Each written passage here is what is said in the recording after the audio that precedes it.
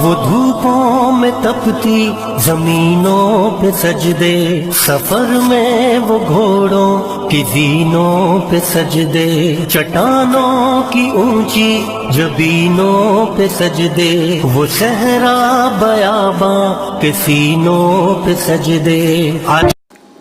السلام علیکم، میں ضمیر احمد انصاری اور آپ دیکھ رہے ہیں زیڈ نیوز۔ میری آپ سے گزارش ہے کہ آپ نے اپنے چینل زیڈ نیوز کو سبسکرائب نہیں کیا ہے تو ابھی کریں اور ساتھ میں دیے بیل آئیکن کو بھی دبا دیں، جس سے ہماری آنے والی سبھی ویڈیو کے نوٹیفیکیشن آپ کو ملتے رہیں۔ شکریہ۔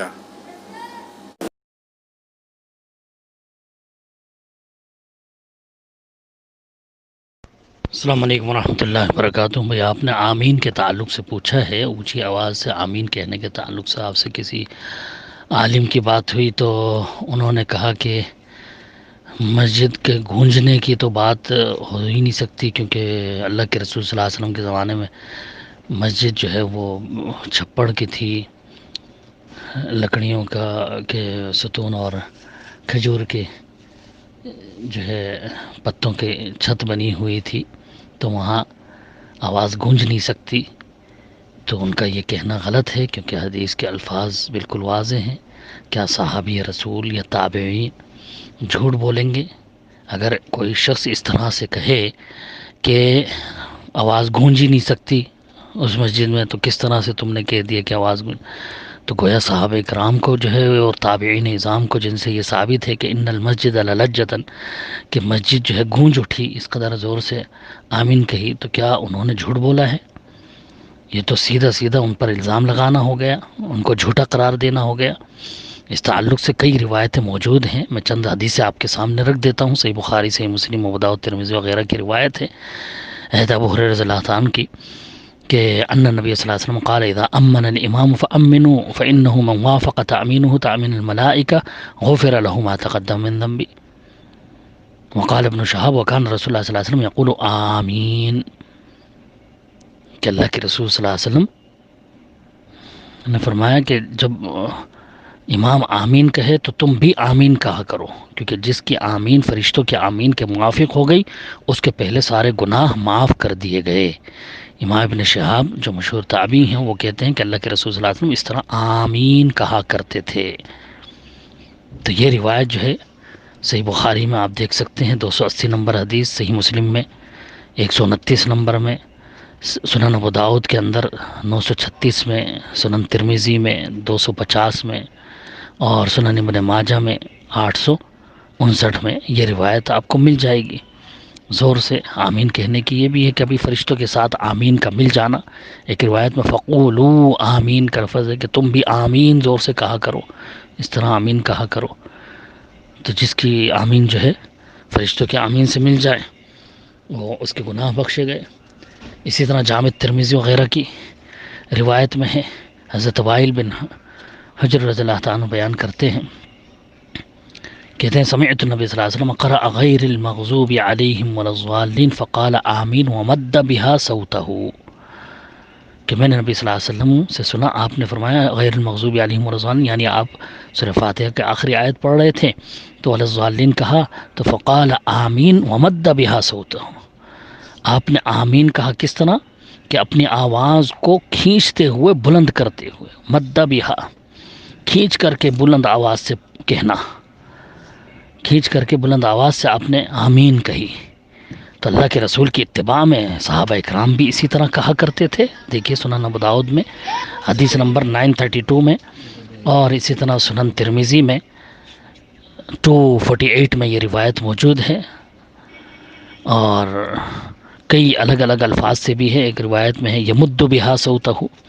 کہ اللہ کے رسول صلی اللہ علیہ وسلم آمین کے ذریعے سے اپنی آواز کو بلند کیا کرتے تھے۔ اور اسی طرح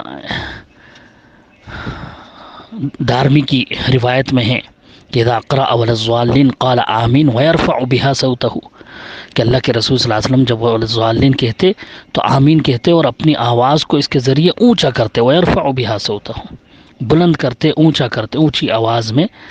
جو ہے آپ آمین کہا کرتے تھے۔ ورفع صوته فی الصلاۃ، نماز کی حالت میں ہی اللہ کے رسول نے اپنی اونچی آواز کری آمین کے ذریعے۔ سنن دارمی میں کئی روایتیں ہیں، دیکھیے آپ اس روایت کو، طبرانی میں بھی یہ روایت ہے الگ الفاظ کے ساتھ۔ تو ایسے کئی روایتیں ہیں جس سے بالکل واضح ہیں۔ ایک روایت میں ہے کہ حضرت عبدالجبار بن وائل سے، وہ اپنے باپ سے وائل بن حجر سے روایت کرتے ہیں کہ صلیت خلف رسول اللہ صلی اللہ علیہ وسلم فلما قرأ غیر المغضوب علیہم ولا الضالین قال آمین فسمعته وانا خلفہ، کہ اللہ کے رسول صلی اللہ علیہ وسلم نے نماز پڑھائی، آپ نے جب غیر المغضوب علیہم ولا الضالین کہا تو آپ نے آمین کہی اور میں نے آپ کے پیچھے، نماز میں آپ کے ساتھ شامل تھا، آپ کے پیچھے میں نے اس آمین کی آواز کو سنا۔ ایک روایت میں فقال آمین یجہر، آپ نے بلند آواز سے آمین کہی نماز کی حالت میں۔ تو نماز میں خود اللہ کے رسول صلی اللہ علیہ وسلم سے بلند آواز سے آمین کہنا بالکل واضح طور پر ثابت ہے۔ نعیم المجمر کی روایت میں آتا ہے کہ صلیت وراء ابی ہریرہ فقرأ بسم اللہ الرحمن الرحیم ثم قرأ بأم القرآن حتی برأ غیر المغضوب علیہم ولا الضالین فقال آمین۔ حضرت ابو ہریرہ رضی اللہ تعالیٰ نے بھی جب غیر المغضوب علیہم ولا الضالین پڑھا، جب نماز پڑھا رہے تھے تو انہوں نے آمین کہا زور سے۔ حضرت ابو ہریرہ رضی اللہ تعالیٰ کے عمل سے بھی جو ہے ثابت ہے، بہت سارے صحابہ سے جو ہے یہ ثابت ہے، سنن نسائی وغیرہ کی یہ روایت ہے کہ صحابہ کرام بھی زور سے آمین کہا کرتے تھے۔ ایک روایت میں تو یہاں تک آیا، حضرت عائشہ رضی اللہ تعالیٰ کہتی ہیں کہ رسول اللہ صلی اللہ علیہ وسلم نے فرمایا ما حسدتکم الیہود ما حسدتکم علی السلام والتأمین، یہودی تمہاری کسی چیز سے اتنا حسد نہیں کرتے جتنا کہ وہ تمہارے سلام اور ایک دوسرے کو سلام کرنے سے اور آمین کہنے سے تم پر حسد کرتے ہیں۔ یعنی زور سے آمین کہنے کی وجہ سے یہودی حسد کرتے ہیں۔ آج ہمارے یہ بھائی جو ہے زور سے آمین کہنے والوں سے جو ہے وہ حسد کر رہے ہیں، تو خود سمجھ لیں کہ وہ کن کی جو ہے اتباع کر رہے ہیں، کن لوگوں کے راستے پر چل رہے ہیں، زور سے آمین والوں سے حسد کر کے جو مخالفت کر رہے ہیں اس طرح کی۔ حضرت عائشہ رضی اللہ عنہا کی ایک روایت میں آتا ہے کہ بین انا عند النبی صلی اللہ علیہ وسلم اذا استأذن رجل من اليہود فأذن له، کہ ہم لوگ اللہ کے رسول صلی اللہ علیہ وسلم کے پاس تھے، ایک یہودی شخص آیا اور اس نے اجازت طلب کی، فقال السلام علیکم، اس نے کہا کہ تم پر موت ہو، السلام علیکم کے بجائے السلام علیکم کہا۔ فقال نبی صلی اللہ علیہ وسلم علیک، اللہ کے رسول نے وہی جواب ان کو دے دے، وہ علیک کہہ کر کے کہ تم پر بھی وہی ہو۔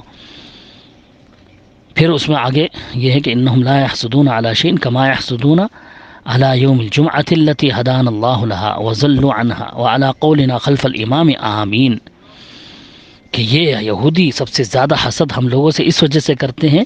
کہ ہمیں جمعہ ملا ہے جس سے یہ گمراہ کر دیے گئے، ان کو جمعہ نہیں ملا، ہمیں جمعہ ملا ہے، جمعہ کا خاص دن، اور ہمارا امام کے پیچھے آمین زور سے کہنا، اس سے یہ حسد کرتے ہیں۔ تو یہ یہودیوں کا شیوا ہے، زور سے آمین کہنے والوں سے حسد کرنا، ان سے بغض رکھنا، یہ یہودیوں کا عمل۔ اسی طرح سے حضرت ابو العالیہ کہتے ہیں کہ وائل الحضرمی نے بیان کیا ہے کہ انہ صلی خلف النبی صلی اللہ علیہ وسلم فلما قال ولا الضالین قال آمین، کہ اللہ کے رسول صلی اللہ علیہ وسلم کے پاس کے پیچھے انہوں نے نماز پڑھی تو اللہ کے رسول نے جو ہے آمین کہا، تو صحابی سن رہے ہیں پیچھے، تو ظاہر سی بات ہے اللہ کے رسول صلی اللہ علیہ وسلم نے جس طرح جہری نماز پڑھی، جہری طور سے سورہ فاتحہ پڑھی، اسی طرح سے جو ہے انہوں نے جہری آمین بھی کہی، زور سے آمین بھی کہی، مد بہا صوتہا اور رفع بہا صوتہ، یہ الفاظ حدیث کے بالکل واضح ہیں کہ آواز اونچی کر کے آمین کہنا۔ حضرت عطا جو 200 صحابہ کے تعلق سے لکھتے ہیں کہ مکے میں نے عبداللہ بن زبیر اور ان کے ساتھیوں کے پیچھے نماز پڑھی، تقریباً 200 صحابہ سے وہ ملے ہوئے ہیں، وہ کہتے ہیں کہ میں نے ان کی آمین کی آواز سنی اور وَإِنَّ الْمَسْجِدَ لَلَجَّةً کے الفاظ ہیں کہ مسجد جو ہے وہ گونج اٹھی. مصنف عبدالرزاق کے اندر یہ روایت ہے صحیح سند کے ساتھ، جس میں واضح جو ہے جلیل القدر تابعی کہہ رہے ہیں کہ میں نے صحابہ کے پیچھے جب نماز پڑھی تو انہوں نے اس قدر بلند آواز سے آمین کہی کہ مسجد گونج اٹھی. آج یہ کہنا کہ مسجد گونج ہی نہیں سکتی تھی کیونکہ وہ لکڑی کی تھی، تو گویا کہ حضرت عطا جیسے جلیل القدر تابعی کا کو جو ہے جھوٹا قرار دینا ہے، نعوذ باللہ، جیسے انہوں نے جھوٹ کہا ہے کہ مسجد گونج گئی.